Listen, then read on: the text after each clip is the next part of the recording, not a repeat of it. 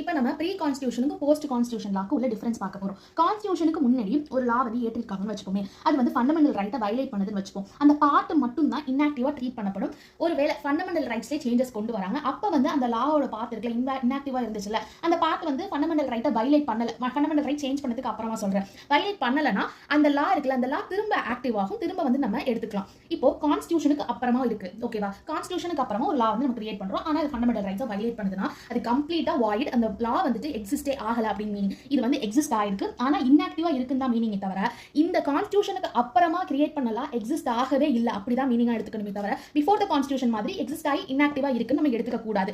ஒருவேளை ஃபண்டமெண்டல் ரைட்ஸ்லேயே வந்துட்டு அந்த லா படி இப்போ வந்து ஒரு புது லாவை கிரியேட் பண்றாங்க, அந்த லா வந்துட்டு ஃபண்டமெண்டல் ரைட்ஸ் ஏதோ ஒரு பார்ட் வந்து ஃபண்டமெண்டல் ரைட்ஸ் வந்து அஃபெக்ட் பண்ணுதுன்னு வச்சுப்போம். அஃபெக்ட் பண்ணும்போது இப்போ அந்த லா வந்து இல்லைன்னு அர்த்தமா? இப்போ வந்து ஃபண்டமெண்டல் ரைட்ஸ்லையும் ஒரு புதுசா ஏதோ கான்ஸ்டியூஷன் அமெண்ட்மெண்ட் ஆக்ட்ல ஃபண்டமெண்டல் ரைட்ஸ்லையும் சேஞ்ச் பண்றாங்க, அப்போ வந்து அந்த லா இதை வந்து அஃபெக்ட் பண்ணலன்னு வச்சுப்போம். அந்த பழசு சொல்றேன், இந்த ஆஃப்டர் த கான்ஸ்டியூஷனுக்கு அப்புறம் அந்த லாவை வந்து திரும்ப நம்ம வந்து புதுசாக தான் பாஸ் பண்ணணுமே தவிர அதை வந்து முன்னாடி இன்ஆக்டிவா இருக்கு ஆக்டிவ் பண்ணலாம்னு நம்ம பண்ண முடியாது. பிஃபோர் த கான்ஸ்டியூஷன் ஒரு லா கிரியேட் பண்ணிருக்காங்கன்னா அந்த லா வந்து ஃபண்டமெண்டல் ரைட்ஸ்க்கு எதிராக இருந்ததுன்னா அதை இன்ஆக்டிவ் பண்ணிக்கலாம், திரும்ப நம்ம ஆக்டிவ் பண்ண முடியும், ஓகேவா? ஆனா ஆஃப்டர் த கான்ஸ்டியூஷன் ஒரு லா ஃபண்டமெண்டல் ரைட்ஸ்க்கு எதிராக வந்து கிரியேட் பண்ணாலே அந்த லா வந்து எக்ஸிஸ்டே ஆகலன்னு அர்த்தம். தேங்க்யூ.